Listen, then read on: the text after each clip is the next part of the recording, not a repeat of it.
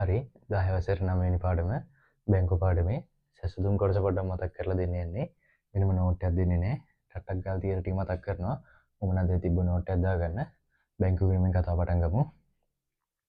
ව්‍යාපාරයක් බැංකුවකට ගිහිල්ලා චෙක් පොත් මගින් ගෙවීම් කරන්න පුළුවන් වෙන්න ජංගම ගිණුමක් ඕපන් කරනවා. ඕක තමයි අපි අපේ බැංකු ගිණුම කියන්නේ. මේක අපිට වත්කම් ගිණුමක්. ඒ හින්දා සල්ලි අවතාර කරනවා. සල්ලි හරි චෙක් හරි ගෙවුවොත් බෙර කරනවා.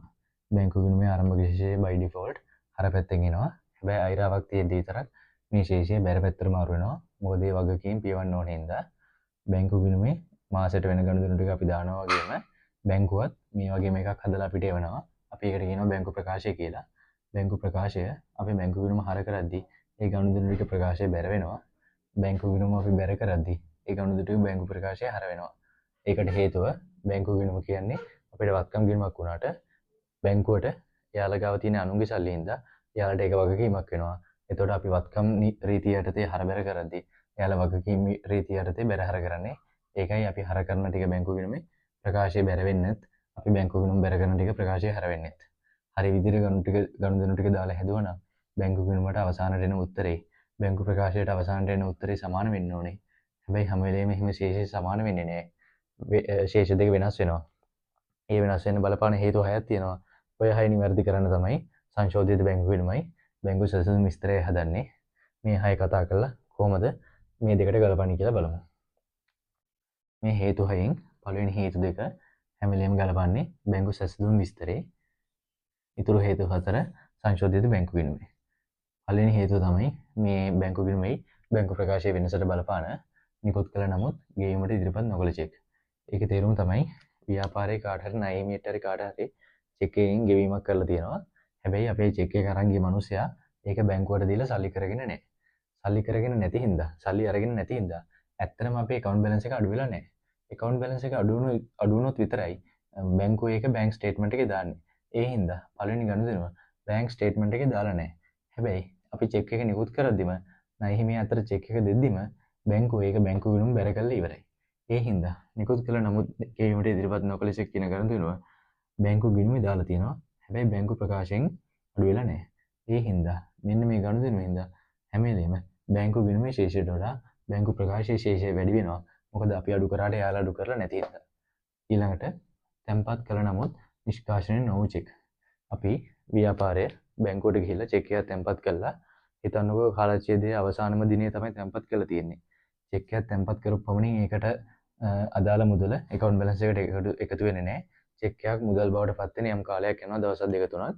එතකොට මෙයාලට ගිණුම් කාලච්ඡේදය අවසන් වෙන්න කලින් ස්ටේට්මන්ට් එක එළියට දාන්න කලින් මේ චෙක් එක තැන්පත් කරගන්න බැරි වෙලා තියෙනවා. ඒ හින්දා වෙන්නේ මේ තැන්පත් කළ නමුත් නිෂ්කාශනය නොවු චෙක් කියන්නේ අපි ගිහින් දීපු චෙක් එක බැංකු ප්‍රකාශයට ඇතුළත් වෙන්නේ නැහැ. ඇතුළත් වෙන්නේ නැත්තේ account balance එක ඇත්තටම වැඩි වෙන්නේ නැති හින්දා.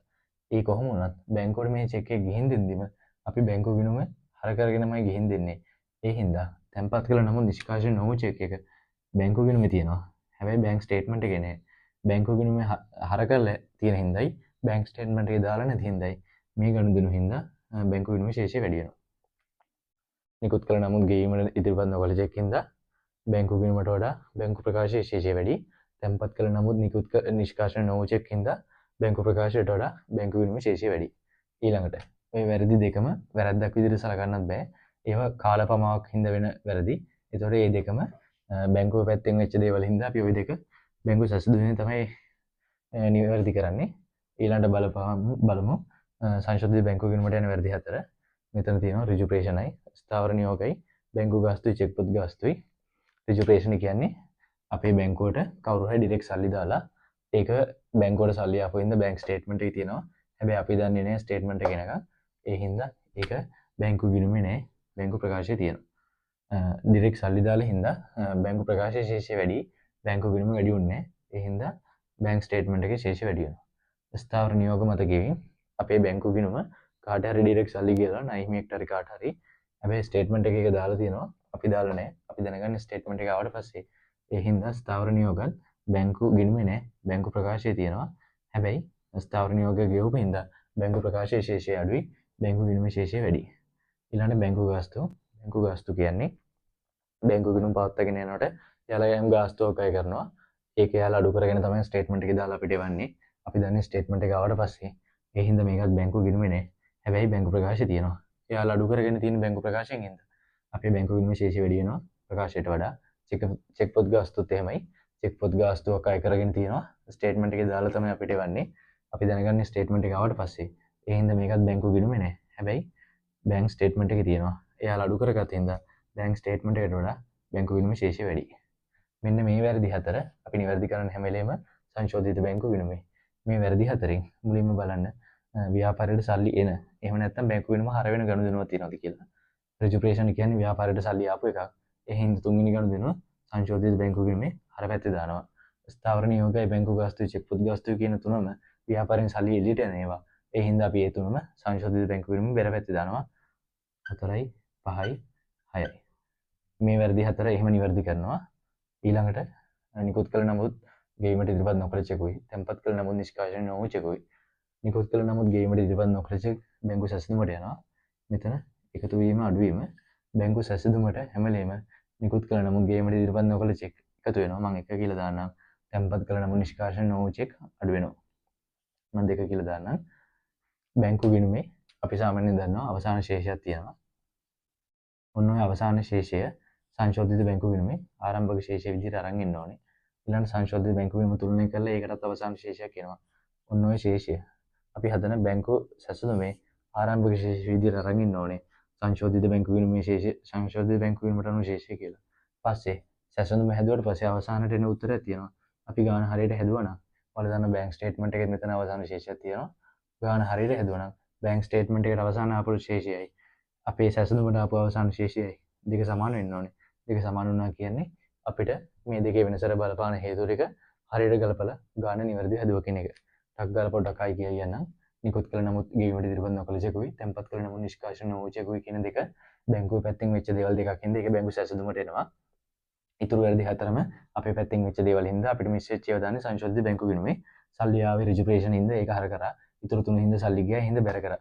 බැංකු ගිණුමේ අවසාන ශේෂය දාලා තමයි සංශෝධිත බැංකු ගිණුම පටන් ගන්නෙ. සංශෝධිත බැංකු ගිණුමේ අවසාන ශේෂය දාලා තමයි බැංකු සැසඳුම විස්තර පටන් ගන්නෙ. බැංකු සැසඳුමට නිකුත් කළ චෙක් එකතු කරනවා, තැන්පත් කළ චෙක් අඩු කරනවා. ඔහොම කරාට පස්සේ අවසානට එන උත්තරේ හැම වෙලේම බැංක් ස්ටේට්මන්ට් එකේ අන්තිම උත්තරයට සමාන වෙන්න ඕනේ. ඒක සමාන වුණා කියන්නේ Tamanටම ඔප්පු කරගන්න පුළුවන් ගාන හරියට ඇදුවා කියලා. මෙතන නිකුත් කළ නමුත් ගෙවීමට ඉදිරිපත් නොකළ චෙක් එකතු කරන්නේ අපි මේ චෙක් එක නිකුත් කරද්දි අපි සල්ලි අඩු කරලා හැබැයි බැංකුව අඩු කරේ නෑ. බැරි වෙලාවත් අපිත් ඒක අඩු නොකර හිටියනම් එයාලට ආපු උත්තරේම අපිටත් එනවා කියලා පෙන්වන්න. අපිත් අඩු නොකර හිටියා කියන අපි මේ ගණුදෙනු නොකලා වගේ ඉන්න ඕනේ. මේ ගණුදෙනු උන්නේ කියලා මේ ගණුදෙනු උන්නේ වගේ ඉන්න නම් කරන්න තියෙන්නේ. අපි හර කරා නම් ඒක බැර කරන්න ඕනේ. බැර කරා නම් හර කරන්න ඕනේ. නිකුත් කළා කියන්නේ අපි බැර කරා. ඒ හින්දා හර කරන්න ඕනේ හින්දා අපි එකතු කරනවා. තැන්පත් කරා කියන්නේ අපි හර කරා. ඒ හින්දා තැන්පත් නොකලා වගේ ඉන්න ඕනේ හින්දා බැර කරනවා. ඒ කියන්නේ අඩු කරනවා. අන්න ඒකයි නිකුත් කළ චෙක් එකතු වෙන්නත් තැන්පත් කළ චෙක් අඩු වෙන්නත් හේතුව. ගාන තේරුණා කියලා හිතනවා. අපිට මෙතන මේ සමරි එකක් විතරයි කියලා දෙන්න ඕනුනේ. ඒ හින්දා මම මෙතන මොනවද ගාණක් නැහැ. ගාණක් දාලා නැහැ. ඔයාලා මේ පාස් පේපර් එකක් හරි අච්චුපතේ තියෙන ගාණක් හරි හදලා බලන්න. මේ ඕන මොකක් හරි ප්‍රශ්න තිබ්බොත් කමෙන්ට් එකකට දාන්න. එහෙම නැත්නම් WhatsApp නම්බරේ තියෙන ඩිස්ක්‍රිප්ෂන් එකේ ඒකට හරි ඔයාලා තියන්න. මොකක් හරි අවුල තිබ්බොත් මම කියලා දෙන්න. හරි තේරුණා කියලා හිතනවා. තේරුණා නම් පොඩි මැසේජ් එකක් දාන්න. හරි බයි.